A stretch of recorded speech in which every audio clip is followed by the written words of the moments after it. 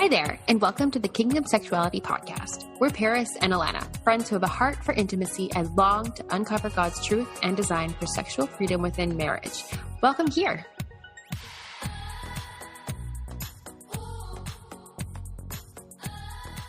Hey there, everybody. So a couple weeks ago, we asked you, our followers on Instagram, to share some myths you guys believed about sex before you got married.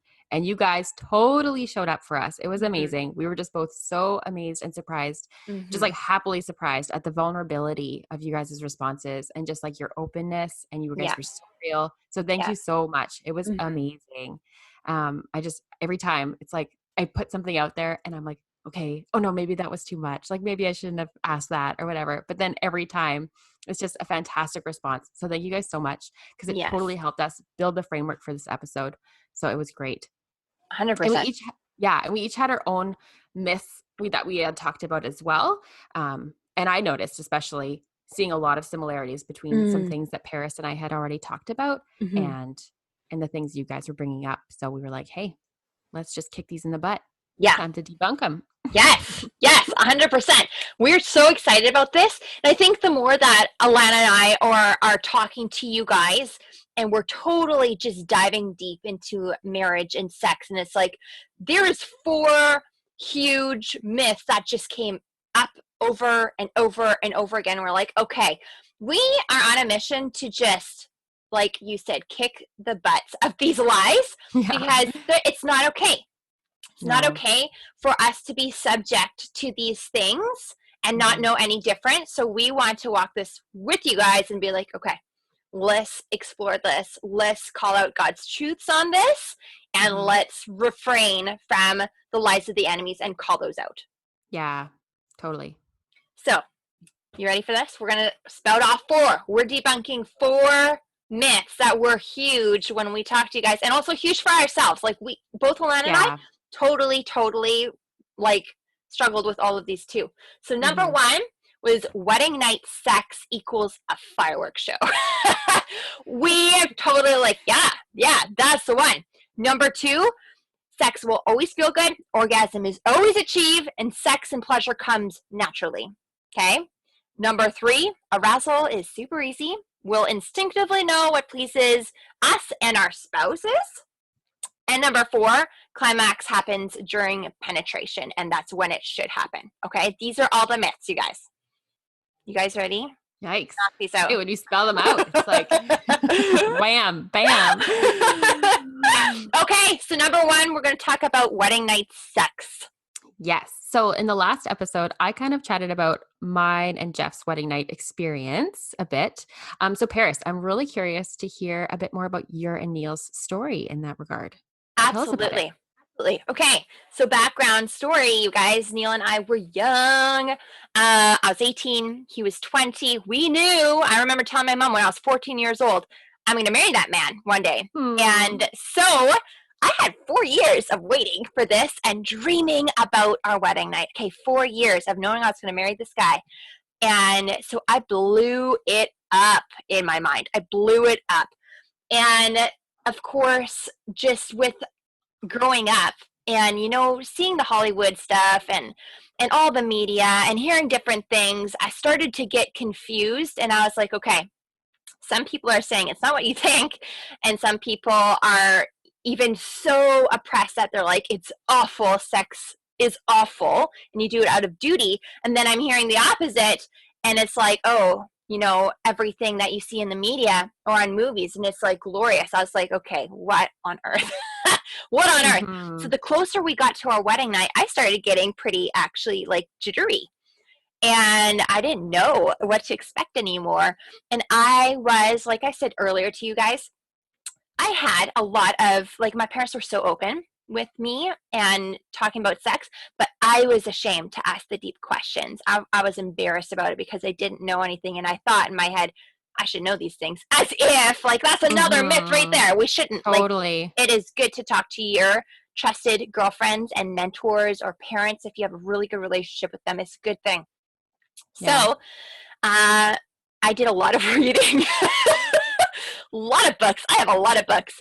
So the wedding night came, and I just remember, okay, so we owned a Mustang when we got married. That was our car. We had a Mustang, and we were driving to our really fancy hotel room. And I just remember when we were about 10 minutes out of getting there, just hearing my heart just pitter patter and breaking into a cold sweat.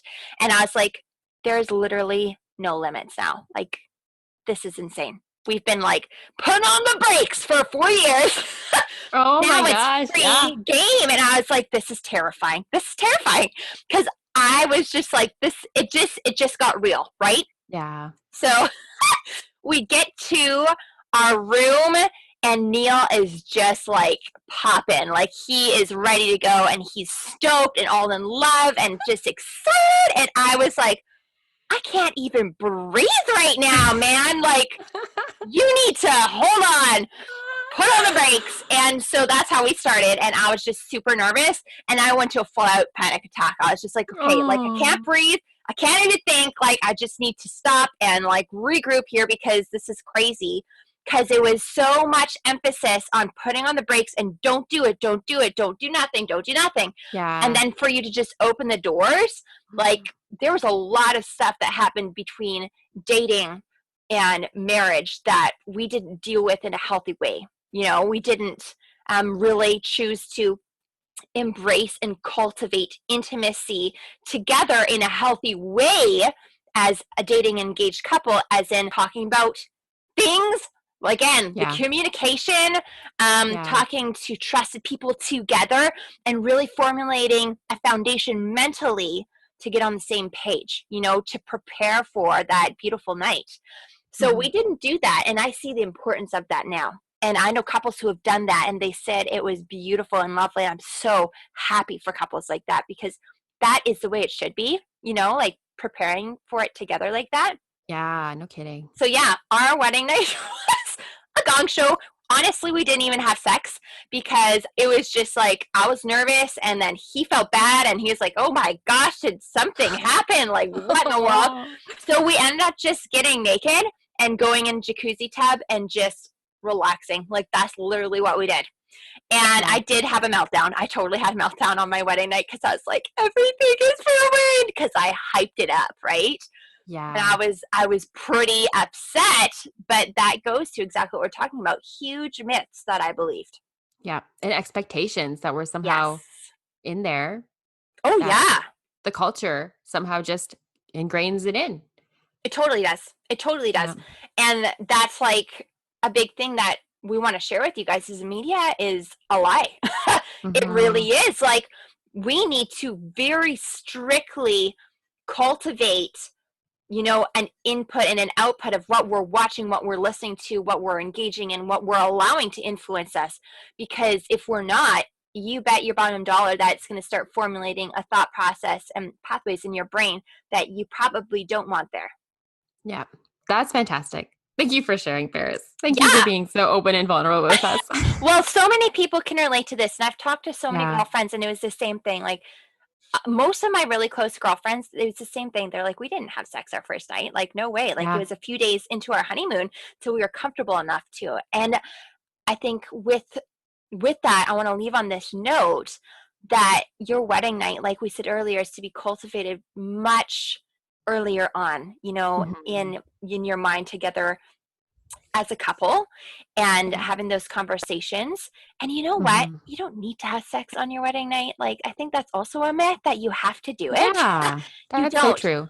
The wedding night should really be focused on intimacy and completely consuming each other in just your newly wedded bliss, and in praise to God together, whatever that looks like.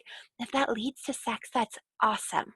It's going to happen anyways sometime. Yeah. If not, though, I think the focus should be on intimacy together, emotionally, physically, spiritually, mentally, and sexually, to some degree, whatever is comfortable. Because we don't know any experiencing marriage, right? Yeah. What is sex look like anyways, right? Yeah. I remember having that conversation with Jeff at one point, and it was like, we were talking about it because we talked about sex quite a bit. Yeah, we did too. But it wasn't from a place of knowing what to expect, Yeah, or 100%.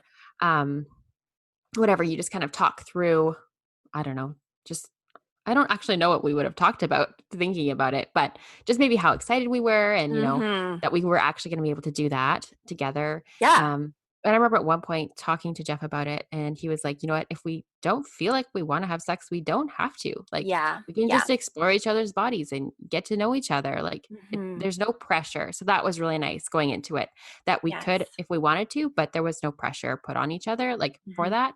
Mhm. But though we did, but it was really relaxed in that sense, which was really nice, which I Yeah. realized was a gift that I maybe took for granted. So, Yeah, 100%.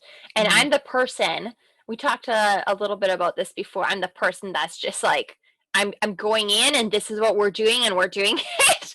And so Mhm. I really set myself up for destruction ultimately because Neil was the same way. He's like, we don't have to, like, this should be beautiful no matter what we end up doing. And I was like, no, no, we need to try for this. And then Right. that was the beginning of my meltdown. Yeah. Because I Yeah. was putting a lot of pressure on myself. It was not Neil. It was a lot of my Yeah. own, mentality. Totally.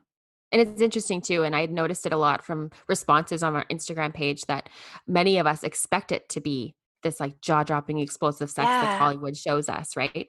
You're always Mhm. hot and steamy, you always Mhm. look beautiful and glowing afterwards, and like it's Mhm. this, and all the songs, right? Everything's like all night long. This like It's not. right? It's literally a song. So you just expect this like all night long event to happen. And it's like, oh, Totally. It's like that it's was not that. 15 minutes. What the heck? Yeah, and that you just like always want to you always be thinking about it and you always want to sneak off and do it somewhere. Yeah. But and maybe like when we were newlywed, that was what we would, you'd always kind of think about it and want to do it at the Yeah, beginning because it's there. very new, Yeah, and we didn't have right? full-time jobs, Yes. we didn't have a toddler, but now Uh-huh. it's not quite like that, right? There's a lot more Mhm. you have to think about. You have to be a lot more intentional, but Yeah, 100%. no, it is a myth. Wedding night, That is if yeah. Yeah. fireworks show, it's a myth. Yeah. And I think with that, like, I just want to encourage you all that you, as a newlywed couple, or even as a married couple now that maybe you've been married for a few years, give yourself grace Mhm. towards the wedding night, whether you've experienced already or not, or maybe you slept together before your wedding night. Give Yeah. yourself grace in that. And don't hold on to it because holding on to those things really can cultivate a lot of trauma in your mind Mhm. and steal your joy and your Yes. pleasure from your marriage bed, and know that bring this before the Lord, he will bring redemption to you inevitably. Yeah, amen. Hmm. Oh, that's good. Okay, should we go on to myth number two? Yes. Okay, you take this. All right, I will. So waves of pleasure come naturally. I'll orgasm all the time or as often as my husband, and Hmm. sex will always feel great. It's funny We're how we laughing laugh. because we're married. Oh, We've been and married 7 years, you guys. yeah, We know this is not true now. We yeah, didn't 7 years ago though. right? I for sure thought this was going to be the case for me. I was Oh, like, oh like it yeah, was no, there was no doubt in my mind. no, There was no doubt in my mind. yeah, So I think that this is something really important for us to tackle because as married women, we even will believe this and take this in with us. And it's very debilitating. It hmm, honestly is because I did that to myself. Neil and I both did, honestly. So I think the biggest thing for us to hear now and our biggest truth to knock out this lie is sex, pleasure, intimacy, orgasm, they're all learned and cultivated techniques together between you and your hmm, husband. So let's yes, chat on that a bit. yeah. I really like that you emphasize that it's a learned technique because that is Yeah, so true. I Because wish. you have Go ahead. no, you go for it. I wish that 7 years ago someone told me that because I'd Mhm. never heard of that before, ever. Like no one Yeah, ever shared that with me, and that would have been. I would like to think that that would have been pivotal for me and my mentality on sex. yeah. No, for sure. And I thought that I would know, I would orgasm all the time, that it wouldn't be something, it wouldn't even cross my mind, right? It's like that didn't Yeah. even crossed my mind that I wouldn't, Uh-huh. or it would be a struggle. I remember a friend telling me she was a couple years into her marriage and that she had Mhm. never orgasmed before, and I was just shook. I was like, Yeah. "What?" Like, it Yeah. just didn't cross my mind that women would have to maybe work harder to climax, because I just Yeah. assumed it would be the same. Men and the women, it was just bam, you have that fireworks show. Mhm. So naive. No idea. I just had no idea. But Jeff was really amazing, and he worked really hard alongside me to help me get there, and we got, like, you get near, you're close, you're almost there, but whatever, but all those years. Mhm. But and then I like how you mentioned earlier that it's learned, because it wasn't until I realized that I needed to be the one to learn Yes. what I needed, what my body needed to get me Yes. there, and I had to be the one to do the research Mhm. in that area, and that's when I saw change. Yeah, Like, 100%. kind of And take control of it. I can totally, um, sit right there with you and be like, "Yes, girl," because that was me too. Mhm. We read through many, many books, and I started opening up, oh gosh, probably 2 years into my marriage with women that I trust and being like, "Okay," like, same for me, Alana. It took me probably 2 years in to finally achieve an orgasm. And I really honestly thought something was wrong with me. Like, I truly Mm, believed that something physically was not right because I had never heard that that wasn't yeah. normal to an extent. And that goes back to the same thing. I'd also never heard that sex is and intimacy is a learned technique and it takes work. It totally Mhm. takes work. So 2 years in is the first time that we start figuring things out too. And it was on my shoulders to do the same thing, to really research things, know how my body works. How did God make a woman's body sexually? Yeah. How does this work? Yeah. Like, get comfortable with my own sexuality. That was a Yeah. huge journey. I'm still on that journey. Oh, yeah, and to go from, hearing before you're married and, don't explore your body, or not that anyone really tells Yeah. you that, but you But kind you of feel just like assume that's it. Yeah. yeah, and so then to all of a sudden be like, "Okay, wait, in order to know what feels good, I kinda gotta figure myself out a little bit." Yeah. And so you have to almost give yourself permission to do that, because Mhm. it's like, "Oh, but everyone told me this was not okay." Yeah. Right? Or like to try and Yeah. figure your body out. Yeah. And yeah, it's a weird thing to try and have to wrap your round mind around after. Yeah. It totally is. And I know, I was always comfortable with my body growing up. I never felt awkward. I never felt ashamed. Like, my mom and dad were very pivotal in positive body images. And so we Mm. totally took that on as kiddos, which is a huge blessing, I know.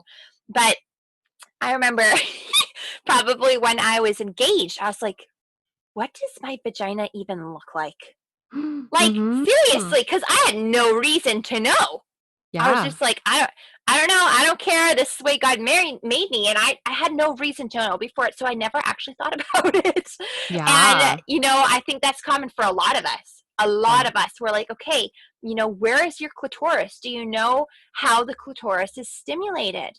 Do you Yeah. know where your urethra is? Do you know where your vaginal opening is? Do you know how all of this works? Is Yeah. so important to know our anatomy and to know Mhm. all of the different pleasure spots within our vagina because it's an amazing thing God has made.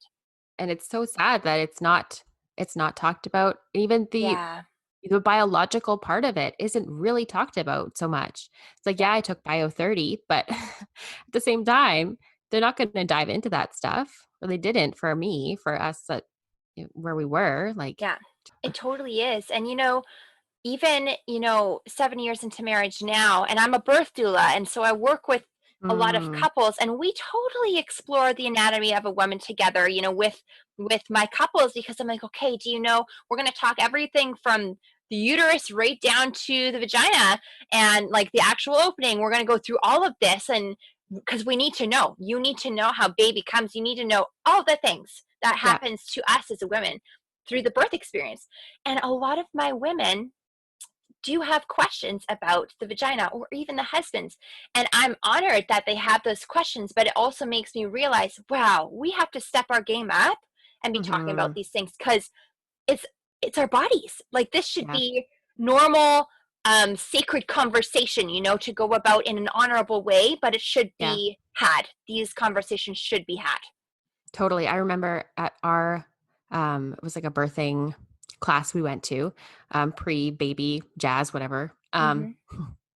and we had to label. So we had to, I think there was a picture, or we had to draw a picture of the women's parts I area, love the it. whole crotch area, and then the Yeah. guys had one, and then the women had one. We were broken off into Really? groups, and we Yeah. had to label things.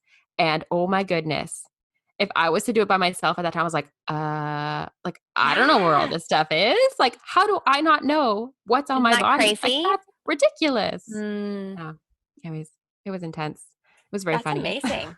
That's amazing. Oh my Yeah, gosh. But I feel like I would have been the same, 17, yeah, 18-year-old me. I would have been like, I don't know. I don't know. How does this work?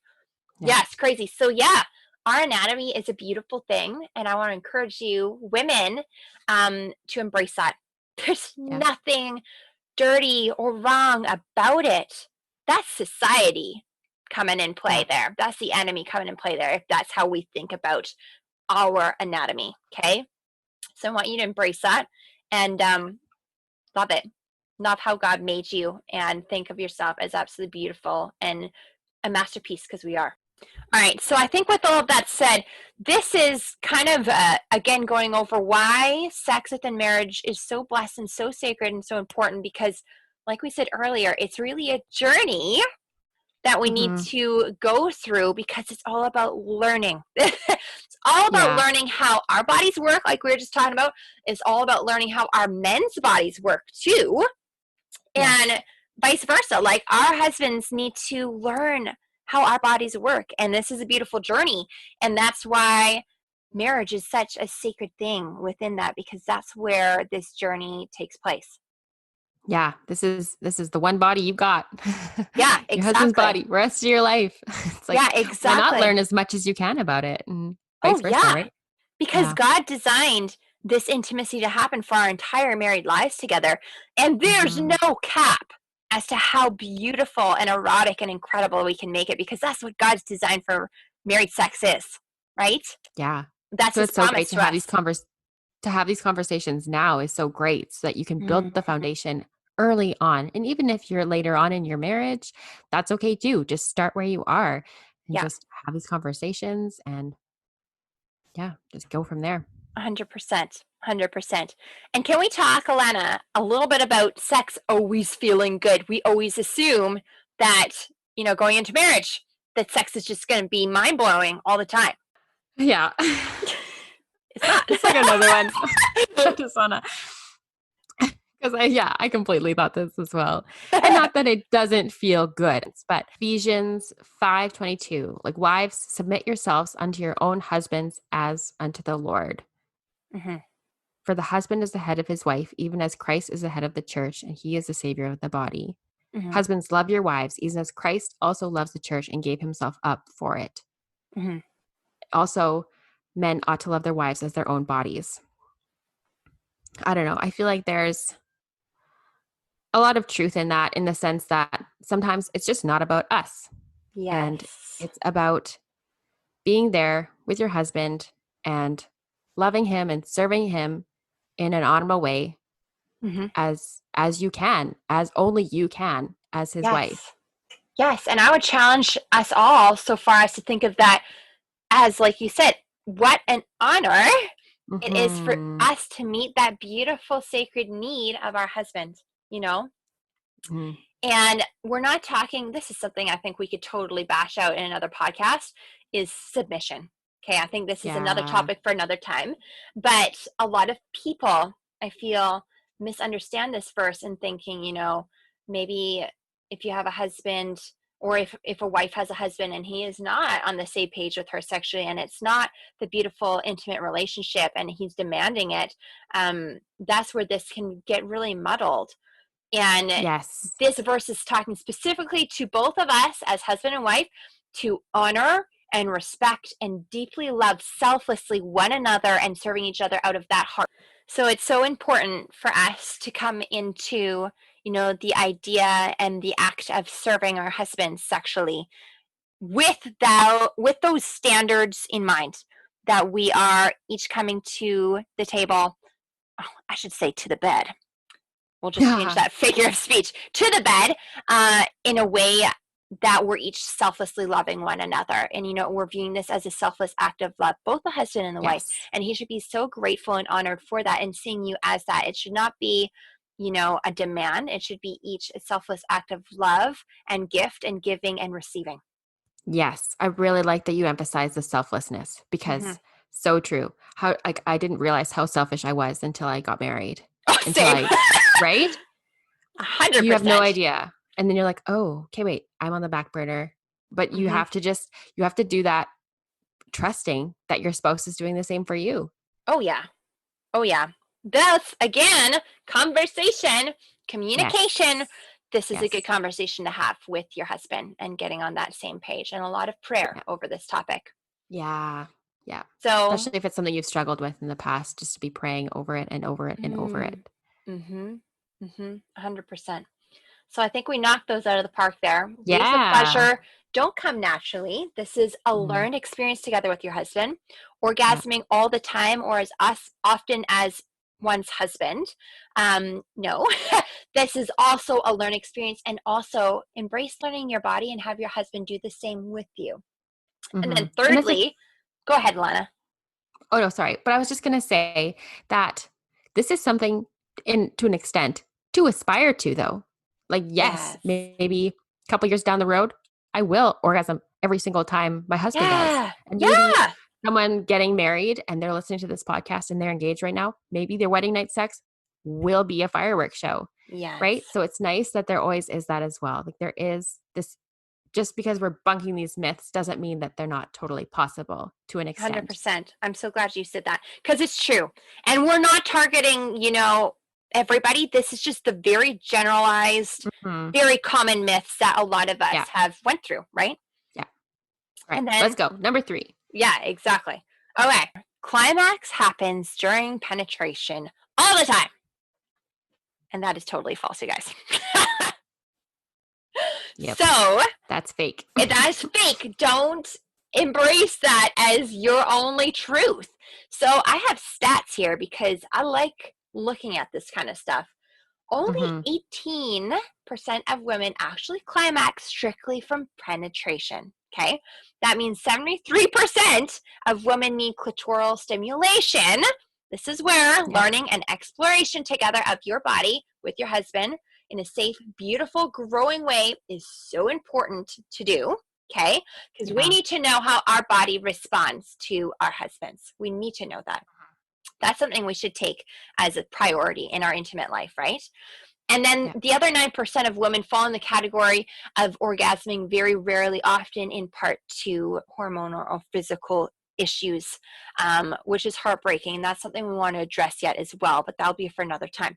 So the moral of the story is, lady, you need to work on knowing your body, and that clitoral stimulation is the thing for us most of the time, not all the time, but that is how the majority of us will respond. Yeah, it's true. You got to hit the books, got to learn your body, got to do some exploring. Yes. Because once you do and you figure it out, it changes the game. Yeah, 100%. 100%. Changes it.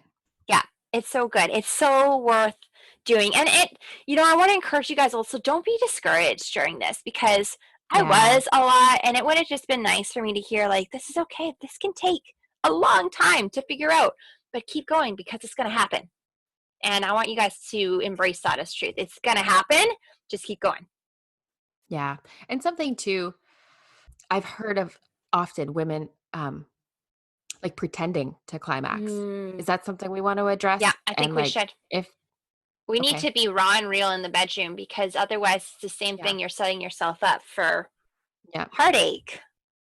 Yeah. So if this is something that you've maybe struggled with, but your husband doesn't realize you've struggled with it, I think that's a conversation that needs to be had as well, and be like, hey, this is something I'm hoping can happen. It hasn't. And I'm sorry if I've led you to believe that it has. Right. But this, I would like to go on from here. Like, how can you help me? Can you help me? Can you forgive me if I misled you? And let's get my body to where it needs to be. Yeah. And I'm glad you made that point, because, again, going back to common things we believe, going into marriage, is that we just think our body's going to work. And if it's not, we have put Mm-hmm. pressure on ourselves thinking, oh my gosh, like what's wrong? Going to disappoint him. I'm feeling awkward. Let's Yeah. kind of maybe fake it. And I think women coming to the realization that they have and humbly admitting that to their husbands is a powerful turning point in marriage. And so Mm-hmm. that's something to embrace and work through as well. Yeah. No, for sure. Not something you'd want to just gloss over. I think it's something that would need to be addressed in a healthy way. Yes. Just being totally honest and real, Yeah. which would be really difficult, I'm sure, Mm-hmm. but I think it would be really worthwhile. Yeah, Yeah. absolutely. I agree. And then I think something else we should talk about is, our husbands, more often than not, they climax during penetration, right? That's their thing. That's how God Mhm. made them. So a lot of times we think we should be climaxing at the same time as them, and that's not always the case. It's a beautiful thing when it happens, but don't Yeah. think that that's where it should happen, or, oh my gosh, I'm not even there yet and he's there already. Right. We statistically take a lot longer to warm Yep. up and get going than our men. Like, I heard a really cool little analogy once, and they're like, think of your husband as a microwave. Okay, you can put something in, you can have it hot in seconds. And we are the slow cookers. It takes us a couple hours to get there. It's like, that's so good. And it's true. It's Yes. very true for me, at least. Like, Yeah. the longer we take together in foreplay and building that excitement, the better it is. Yes. And that's why at one point too, when I was talking about ways to kind of get sex on your mind in one of my Instagram stories, Mm-hmm. I was like, for me, often, or I've heard of it as well for other women, it's like you got to think about it in the morning. Get your slow cooker on right away in the Yeah. morning. So Yeah. it's like, okay, I'm wearing these cute panties all day long. So every Mm-hmm. time I go to the bathroom, I see these cute panties and I'm like, Yes. oh, right. Or I see that sticky note, or I've got that reminder in my phone. So I know that's happening. And it's obviously not the same as like right before, but it's just like a slow burn you can have kind of in your mind during the day to get you Mm-hmm. excited and ready for it. All right. So our fourth myth that we're going to be busting is that arousal is easy. Mm-hmm.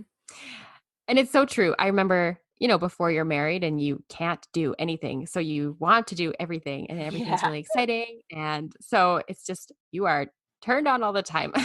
Yeah. And then somehow when you get married, it's like, okay, wait, why isn't this just happening? This happened Yeah. like I was ready, it could have happened all the time before, but then now it's somehow different. Mm-hmm. Because I can remember on our honeymoon, Jeff asking me, okay, well, what turns you on? Like, how are we going to get you ready to go? Like, and I had no idea because I just Mm-hmm. assumed it would happen on its own Yeah. and that I would just be ready to go. So how would I know? How was I supposed to know what got me in the mood? But then I remember Googling it, like what do I do? Like foreplay Mm. ideas, like things like that. Cause I had no idea, but Yes. foreplay is really, really important. Yes. And I feel like as life's gotten busier now, that's kind of slightly going down the totem pole of importance, Mm-hmm. which just life's busy. But at the same time, I feel like we've also learned each other's bodies more. So we kind Yes. of know what's tried and true and what will turn each other on and makes it easier. But the foreplay is basically the appetizer right before the Yes. entree, the warm 100%. up. Mm-hmm.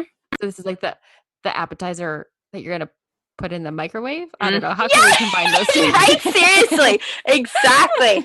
I am there with you on that too. And I think for me, Alana, kind of piggybacking off of what you said, I believe this myth like hardcore. Because same thing is like Mhm. you turn on all the time when you're with your man before marriage, and then Yeah. all of a sudden it's like everything goes, and you're like, whoa, where did this instantaneous, amazing feelings go? And it takes work and it takes learning your body, right? Mhm. And so I felt like this was a big light that really instantly made me feel very incompetent or less, or like something happened, physically or Yes. mentally between engagement and marriage. I was like, whoa, like what's happening? And this Mhm. caused a lot of emotional trauma for me personally that I had to work through in the future, because I was just like, whoa, like I think my body's broken because I always used to be like this and now I'm not. And it was Yeah. just hard for me. But I missed the whole beautiful fact that intimacy is a journey, it's not a destination. That was the thing. That Mhm. was the missing link that I just didn't get.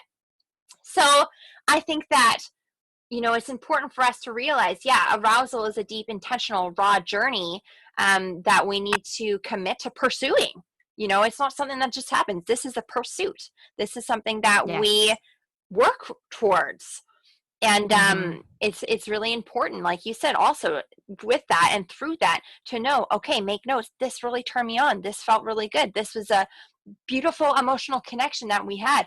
And you start pursuing those arousal links, if you will, and you store those, and it becomes a part of you. And so then it gets easier and easier. I promise you it does. Like, it really does. And two, like even if you think about it, pursuing it with your spouse, in the sense that talking about it afterwards and being like, okay, like, do that next time. Like, that was really good. Yeah. Try this, do this, touch this, it's like, that feels good. That gets me there. Yeah. So much so. It's so important not to leave our men in the dark, which I did for a long time, till I'm like, oh gosh, he's not just going to know. Like, I should really be telling him these things. Seriously. Yeah. So I think too, with that comes the importance of realizing how powerful our minds are. It depends what you're feeding into yourself. That's really going to ultimately be projected into the marriage bed. And if we're focusing on how we are not aroused and how hard it is to get turned on and how hard it is to work towards that, girl, you're setting yourself up for a bad night. Like, think of the beautiful work that you're pouring into. That's going to be so worth it. And, prepare yourself. Like Alana was saying, preparing yourself for it. It's so important. No, it really is. And it's interesting. Like, I think that's something that isn't, like, it's talked about, I feel like, if you listen to other speakers and read books about sex and intimacy. Like, I remember knowing that before marriage, but I don't think I realized how much work it would be to have to prepare my mind for it. Yes, very much so. Very much so. And I remember thinking, like, nothing about mindset and arousal and everything about visual. And I remember thinking, just looking at Neil naked, I was like, oh yeah, when we're married, I'm going to look at him and he's going to be so hot and he's going to blow my mind and I'm just going to be begging him to make love to me. Like, I remember thinking that and I was like, it's going to be so easy. This is so easy. Like, I'm good. And that was a rude awakening. Like, I was like, oh, I really need to work on mindset and I need to get myself going, in my headspace way before anything else happens, right? Like, so much so. The thinking part is so important. And the thinking part in positivity is very important. When you say that, I totally remember that I had that expectation as well before marriage. Yes. And it's funny because it seems like that's what the husbands need. Like, that flips the switch. Yeah. It's like, oh, you're naked? Cool. Like, great. Let's do it. Yeah. But somehow it's just, okay, no, like, I don't know if I'm ready yet. You gotta stoke the fires. Yes, very much so. Very much so. So yeah, that's arousal, you guys. It's something to embrace. It's something to work at and know that it doesn't just come naturally for us as much as we have been taught to think that way. So I think in closing, we're going to just leave it as, passionate sex is, I think, to recap all this, is a journey. I think we said that about every single myth. This is a journey. This is something to embrace and work towards and know that it doesn't just happen, quote unquote. It doesn't always just happen. It is a learned journey. Very much so. It takes learning. Very much so. And, it takes a lot of those raw, intimate, hard conversations, to get from A to B. It takes a lot of that. It takes a lot of working towards making your marriage a safe place where, you can get to the point where you're having those conversations and there's no hurt feelings anymore. It even takes work to get towards those conversations all the time. So it's work, but it is the most rewarding work I believe we could ever do, within our marriage. And I want to encourage you guys with that. Marriage is so beautiful and it's so sacred, and it is worth pursuing the sexual intimacy that comes from what God's given us for his design for marriage. If you guys enjoyed listening, be sure to subscribe to our Kingdom Sexuality family so you can catch all of our new releases. Also, we totally have an Instagram page, so you can go follow us at our handle at Kingdom Sexuality. Our handle will be in the show notes for you guys. And you can also feel free at any time to send us a DM or an email with topic suggestions or questions that you might have. Our hearts are to create a safe, intimate community of godly couples with you guys.